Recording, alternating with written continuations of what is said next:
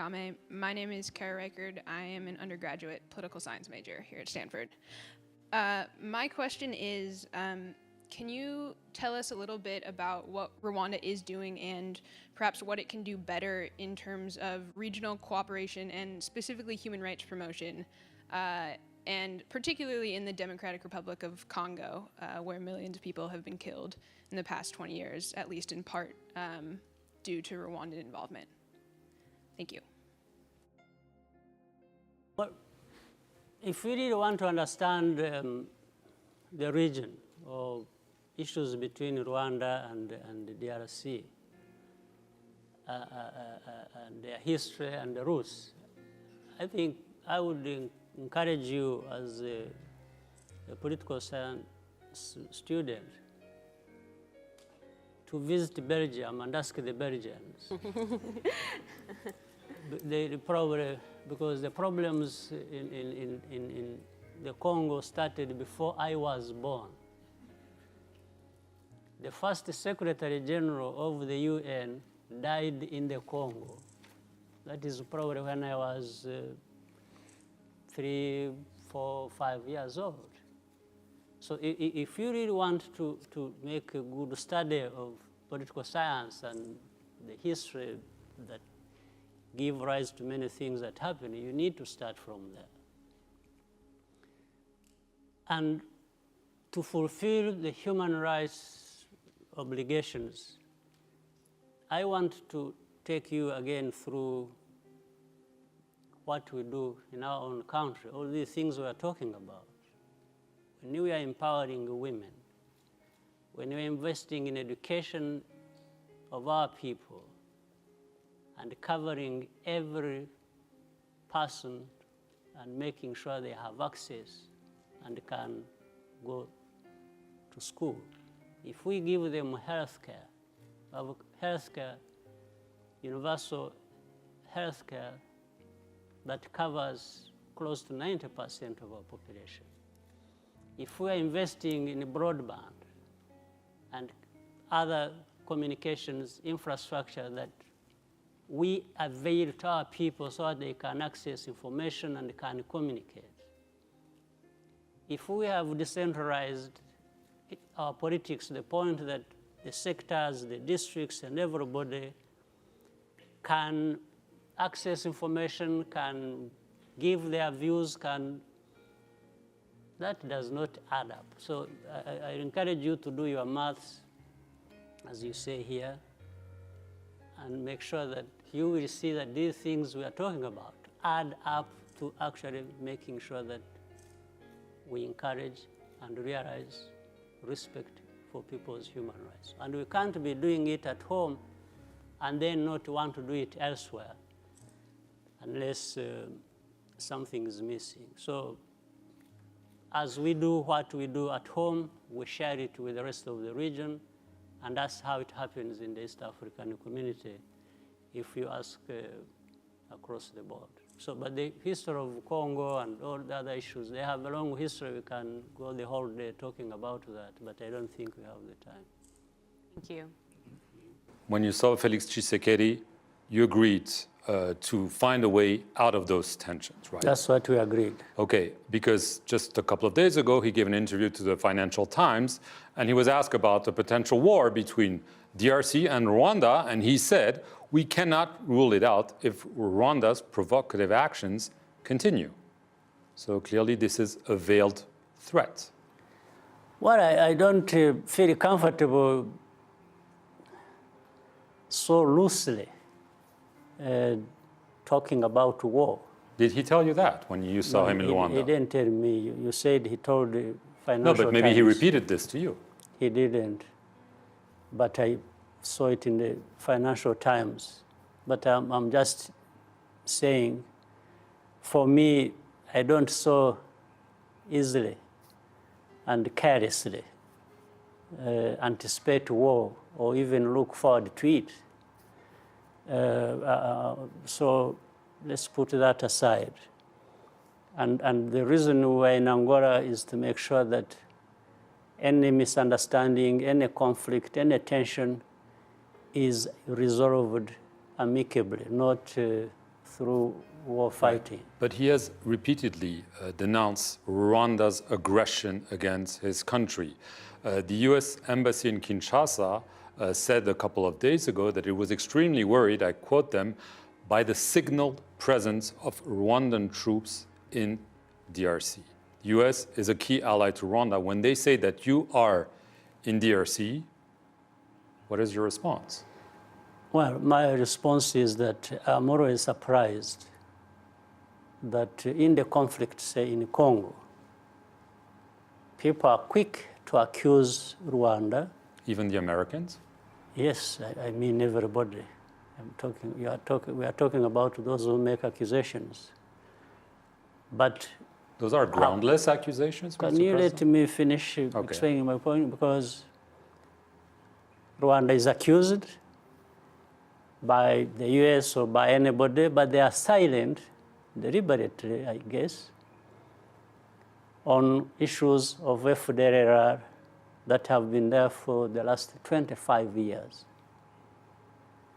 This is, so you would imagine, in fact, when you hear people say those things you just mentioned, it's as if Rwanda is just a troublemaker. They went into Congo, they started the war, they are doing this. They're even silent about the bombings of our territory by Congolese army. They are silent about infiltration in 2019, November, of these FDLR who entered into the northern part of our country and caused mayhem. If we are talking about provocations, how do you decide to share across the border into the population? And then you say, this is... I understand your point, but... you understand it, really? Or do they understand it? Then you need to tell them. This doesn't answer the question. Are there Rwandan troops in DRC? Maybe there are other issues. We'll get to that because that's one of the points of the roadmap. No, it but is, you deny having soldiers on DRC soil right now, as the Americans are claiming. Well, it is answered by telling you that when you're having so many parties having a problem, and you just keep insisting on talking about one, you are the one with the problem, not the one you are accusing. So that answers what you are asking as well. You talked about FDLR. You've been talking about them for many years. One of the points of this 6-point roadmap is to defeat the FDLR and the splinter groups. Obviously, given that it's been going on, you've been denouncing it for years. Do you think that on this point, there is real progress, or again, it's only talk? I'm looking forward to that progress. This is my main point. But the other point, which again, we probably talked about a little bit, is I've said, yes, I've talked about it, or we have talked about it for so many years. But why don't people listen? Every time it is another problem, but not that one. So these parties decided that this problem should remain forever and expect that there will be no consequences for the actions of this group of FDLR carried out against Rwanda. Is that serious? You think these people are serious? What about the repeated claims by the Congolese authorities that Rwanda is backing the M23? They're saying, Felix Tshisekedi in the same interview said that if Rwanda doesn't admit it, it means there is a hidden agenda.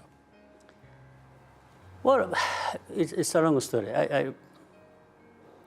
First of all, M23 is not Rwanda's problem. And these are not Rwandans. And we don't need them for anything.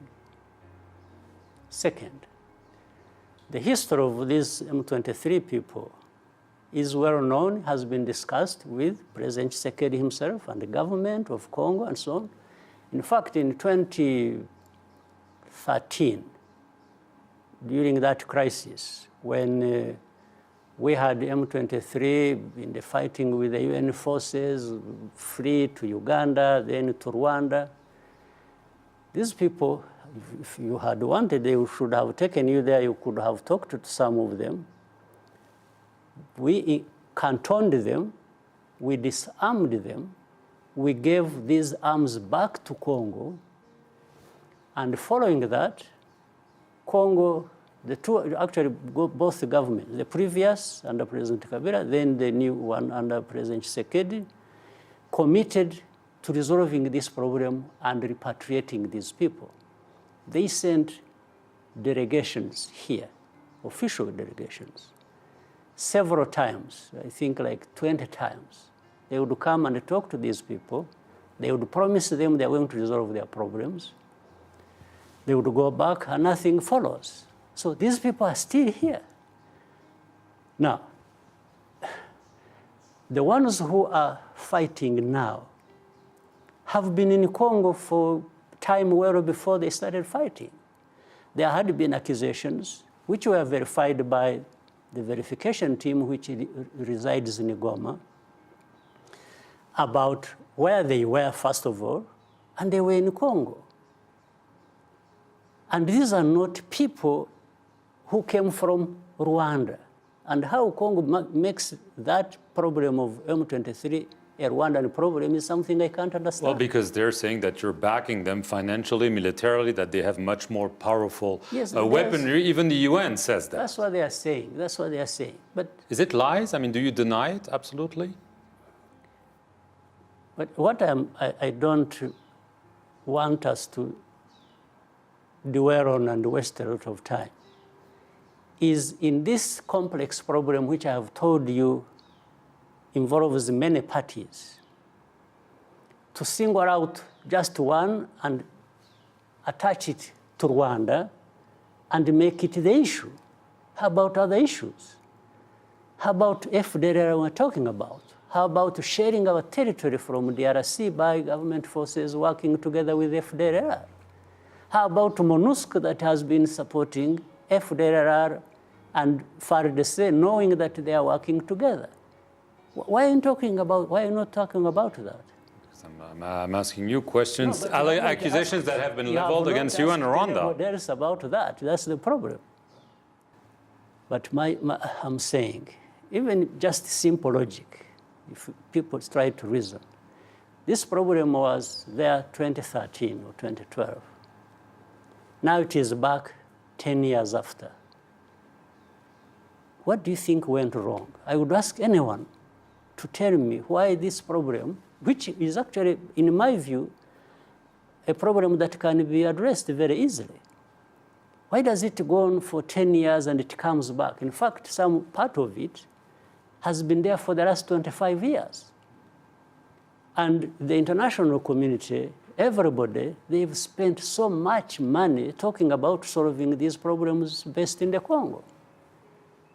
Do you really think Rwanda is the problem in that? Can't anybody see that the problems lie elsewhere? In DRC. Absolutely. And even in the international community who pretend they are trying to address the problem, but they even complicate it further.